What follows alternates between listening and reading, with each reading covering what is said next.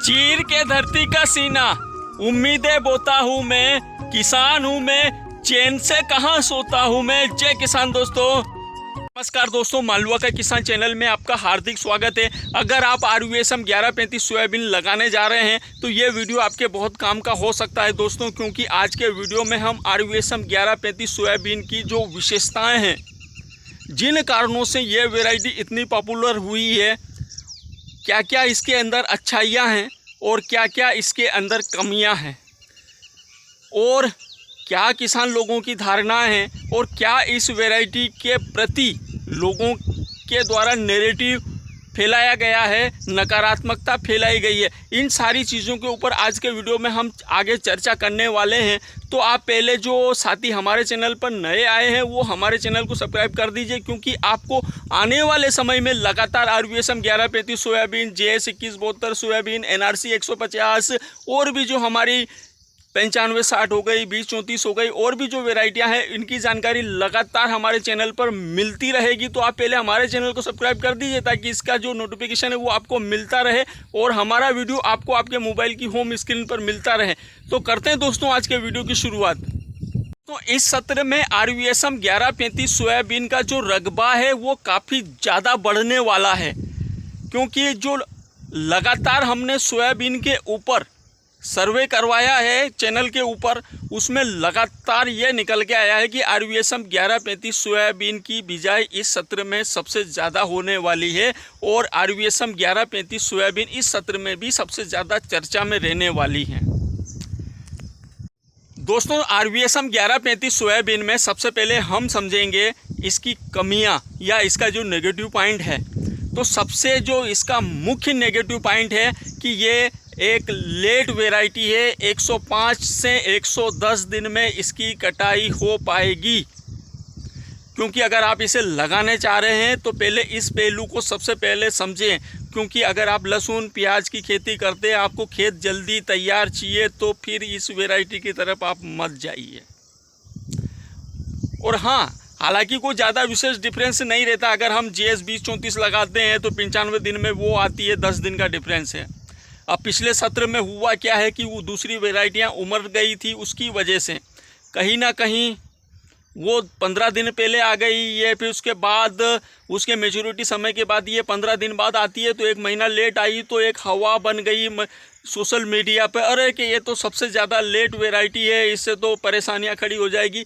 लेकिन अगर मौसम अनुकूलित रहा दोस्तों, तो ये वैरायटी आपकी सोयाबीन जो JS 2034 आती है, उससे 10 दिन बाद ही ये वैरायटी आ जाएगी। पानी की बहुत अधिक खींच के बाद एक फंगस आता है, जिसे हमारे विज्ञान की भाषा में RAB कहते हैं। तो वो पानी की बहुत अधिक खींच लगती है। उसके बाद जब पानी गिरता है तो जो पत्ते नीचे गिर जाते हैं, उसमें जो सड़ान होती है, उसकी वजह से एक फफूंद लगती है, जिसे RAB नाम दिया गया। तो वो कहीं ना कहीं इस वैरायटी में भी देखा गया है। लेकिन की वजह से अधिकतर वैरायटियां धराशायी हो गई थी, ख़त्म हो गई थी। लेकिन इस वैरायटी ने अपना बीज भराव का कार्य पूर्ण किया।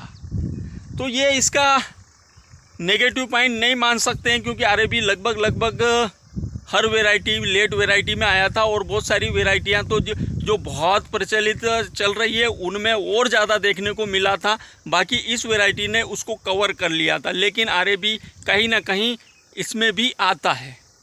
ये तब की स्थिति है जब पानी की बहुत लंबी खींच लगे, और उसके बाद जब पानी गिरे और उस जो पत्ते सड़े, पत्ते जो सड़ते हैं उसमें जो फफूंद लगती है, उसकी वजह से आता है। तो दोस्तों, ये ज़्यादा विशेष पहलू नहीं है। इसके अलावा इस वैरायटी के कोई भी नेगेटिव पॉइंट नहीं है। लेट आती है और एक हल्का सा RAB का अटैक होता है। अगर इसमें होगा तो सारी वैरायटियों में होगा। तो ये जहाँ तक मेरा मानना है, इनको मैं नेगेटिव पॉइंट नहीं मानता, क्योंकि अगर हम बिजाई करने जा रहे हैं तो हमें पता होना चाहिए कि ये वैरायटी कितने दिन की है। तो दोस्तों, ये तो थे इसके नेगेटिव पॉइंट। अब आते हैं इसके सकारात्मक पहलुओं पर, जिसकी वजह से ये वैरायटी डंके की चोट पर हिंदुस्तान की नंबर 1 वैरायटी है। तो सकारात्मक पहलू में इसकी विशेषताओं में जो सबसे मुख्य है कि पानी की चाहे बहुत अधिकता हो, खेतों में पानी बेके निकलो, जिसको अपन कहते हैं गर्ती ज़मीन, उसके लिए भी ये वैरायटी उपयुक्त है।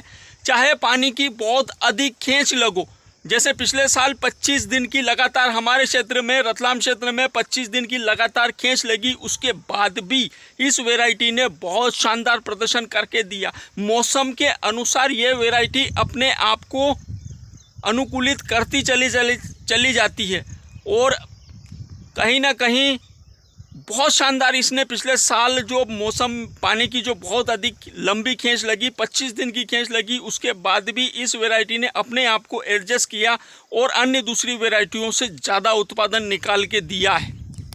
इससे पहले के 2 साल तो जब रेगुलर मौसम सही रहा तो इसने रिकॉर्ड तोड़ उत्पादन दिया था। पिछले 3 साल में सबसे ज़्यादा उत्पादन अगर किसी वैरायटी का रहा तो वो RVSM 1135 सोयाबीन का रहा है। अब यहाँ पर जो सोशल मीडिया पर कुछ नैरेटिव चला वो ये है कि हमने लगाई थी 2 कुंटल 3 कुंटल निकली। यहाँ पर इस पहलू को समझना होगा कि ये 2 कुंटल 3 कुंटल क्यों निकली, क्योंकि दोस्तों बीज दर बहुत ज़्यादा थी। इनकी बीज दर 15 किलो बीघा से ऊपर थी, उनका उत्पादन 3-4 का निकला, और जिनकी बीज दर 15 किलो के आसपास थी उनका जो उत्पादन 5 और 6 का निकला। अधिकतर ये मान के चलिए कि 80% किसानों का जो RVSM 1135 सोयाबीन का जो उत्पादन था 5-6 का निकला है पिछले सत्र में। के बराबर उत्पादन शायद ही किसी वैरायटी ने दिया हो। सिर्फ 95-60 सोयाबीन का उत्पादन 4-5 का अधिकतर क्षेत्रों में आया है। उसका कारण था कि पानी, एक तो अर्ली वैरायटी है तो उसके अनुकूलित पानी गिर गया, तो उसमें ज़्यादा समस्याएं नहीं गई, तो उस वैरायटी का उत्पादन आ गया। बाकी अन्य वैरायटियों का उत्पादन शायद ही किसी का आया हो इसके बराबर। अब अगर पानी बहुत ज़्यादा गिरता है, ज़रूरत से ज़्यादा अगर पानी गिरता है, ऐसी स्थिति में 95-60 सोयाबीन लगाना कहीं ना कहीं खतरे की घंटी हो सकता है, क्योंकि गर्ती ज़मीन के लिए 95-60 सोयाबीन उपयुक्त नहीं है। ये मेरे पीछे जो खेत देख रहे हैं आप, इसमें ऊपर के खेतों का पानी बह के निकलता है। अब अगर ऐसे खेत में अगर 95-60 सोयाबीन लगा देंगे तो समस्या वाली बात है। कहीं ना कहीं 95-60 सोयाबीन के अंदर रोग बहुत ज़्यादा आने लगे। इन्हीं कारणों की वजह से हम सभी, आप और हम सभी किसान 95-60 सोयाबीन लगाते आ रहे थे, लेकिन हम लोगों को इस वैरायटी को बंद करना पड़ा था। किस कारण से बंद करना पड़ा था सभी जानते हैं। अब अगर हमें RVSM 1135 सोयाबीन से अच्छा खासा जो तगड़ा उत्पादन है वो लेना है, तो हमें इसकी बिजाई पर विशेष करके ध्यान देना पड़ेगा, क्योंकि यहाँ पर हम गलती कर जाते हैं और पिछले सत्र में बहुत सारे किसानों ने इसी जगह पर गलती करी और इसी वजह से उनका उत्पादन पीटा। तो दोस्तों, हमें पंक्ति से पंक्ति की दूरी 14 इंच ये रखना है। हमारे कृषि विज्ञान केंद्र वाले 18 इंच बताते हैं, लेकिन हम 14 इंच रख सकते हैं। पंक्ति से पंक्ति की दूरी 14 इंच और पौधे से पौधे की दूरी 6 से 8 इंच हमें रखना है। अगर 6 इंच पर अगर हमारा पौधा 6 से 8 इंच पर अगर हमारा पौधा रहा तो ये अच्छा खासा फैलाव करता है।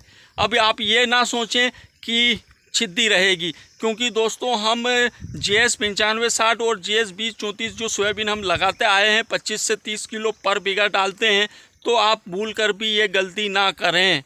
15 किलो पर बीघा के हिसाब से इसकी बीज दर रखें। 14 इंच या 12 इंच पर इसकी बुआई करें आप, और पौधे से पौधे की दूरी 6 इंच इसकी आप रख सकते हैं। बात करते हैं दोस्तों RVSM 1135 सोयाबीन के सबसे मुख्य गुण की, सबसे मुख्य विशेषता की, जो कि इस वैरायटी को अन्य दूसरी वैरायटियों से काफ़ी ऊपर ले जाता है, काफ़ी अलग करता है। और इसी की वजह से, इसी गुण की वजह से, इसी विशेषता की वजह से ये वैरायटी इतने किसानों की पसंदीदा बनती जा रही है, और कहीं ना कहीं ये इसी गुण की वजह से, इसी विशेषता की वजह से ये इतना अच्छा उत्पादन दे पाती। तो दोस्तों, ये है इसका जो गुण है वो है इसका जड़ तंत्र। दोस्तों, इस वैरायटी का जड़ तंत्र सबसे ज़्यादा मजबूत है। इस सोयाबीन की जो जड़ है 1 फीट 1 फीट गहराई तक चली जाती है। अगर आपकी ज़मीन भारी ज़मीन है तो कहीं ना कहीं दोस्तों अगर 75 दिन की स्थिति में भी अगर पानी चला जाता है तो भी ये आपको अच्छा खासा प्रदर्शन करके देगी, अच्छा खासा उत्पादन निकाल के देगी, क्योंकि इसका जो जड़ तंत्र है ये जड़ तंत्र ही इस वैरायटी में कहीं ना कहीं संघर्ष का गुण डालता है। उसी की वजह से ये इतना संघर्ष कर पाती है। हमारी जो दूसरी वैरायटियाँ होती है उनका जो जड़ होती है वो एक जाल के रूप में फैलती है। जैसे ही पानी की खींच लगती है और फिर जब पानी गिरता है तो वो उमड़ जाती है और जल्दी सूख भी जाती है। जैसा पिछले साल आप सबने देखा है, सारी वैरायटियाँ सूख गई थी, ये खड़ी थी। कारण था इसकी जड़ तंत्र। आपकी केवल ज़मीन है, वो ज़मीन भारी होना चाहिए, पत्थर वाली ज़मीन ना हो। पत्थर वाली ज़मीन में उतना अच्छा ये प्रदर्शन नहीं कर पाएगी, क्योंकि उसमें नीचे मिट्टी नहीं है तो जड़ कहाँ जाएगी। अगर आपकी ज़मीन अगर भारी है तो पानी अगर 75 दिन की स्थिति में भी चला जाता है तो उसके बाद भी ये वैरायटी आपको उत्पादन निकाल कर देगी। अगली दोस्तों इसकी जो विशेषता है वो है रोगों से लड़ने की क्षमता। तो इस वैरायटी के अंदर रोगों से लड़ने की बहुत ही ज़बरदस्त हाई क्षमता है, क्योंकि ये मौसम के अनुकूलित अपने आप को करती चली जाती है। इसमें आपका जो पीला मोजक है या अनेक जो प्रकार की जो रोग जो अन्य वैरायटियों में आते हैं, उमट जाती है सोयाबीन है खींच लगने पर। जो रोगों से लड़ने की क्षमता इस वैरायटी के अंदर बहुत ही ज़बरदस्त देखी गई है। के अंदर आपको सिर्फ इल्ली की दवा का ध्यान रखना है, इल्ली का ध्यान रखना है। इसके अलावा इसको टॉनिक की भी ज़रूरत नहीं है। पिछले साल हम लोगों से भी गलती हुई, हम लोगों ने टॉनिक दिया जिसकी वजह से इसने ज़्यादा हाइट ले ली।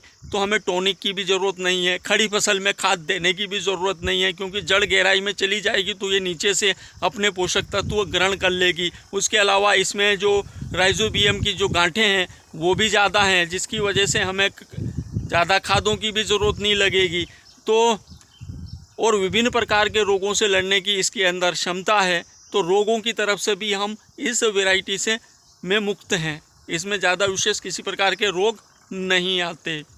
दोस्तों सबसे बड़ी बात कि इस सोयाबीन में इस वैरायटी में जो फलियां हैं ऊंचाई से लगती है, जिसकी वजह से हम हार्वेस्टर से भी इसकी कटाई कर सकते हैं। क्योंकि दोस्तों मज़दूरों से कटाई करवाना बहुत ज़्यादा महंगा पड़ता है, मज़दूर टाइम पे मिलते नहीं हैं, समस्याएं जाती है। तो इसमें फलियां ऊंचाई से लगती है तो हार्वेस्टर से हम कटवा सकते हैं।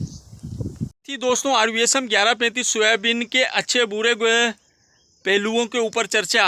अगले वीडियो में हम किसी दूसरी वैरायटी के अच्छे और बुरे जो पहलू हैं उसके ऊपर चर्चा करेंगे।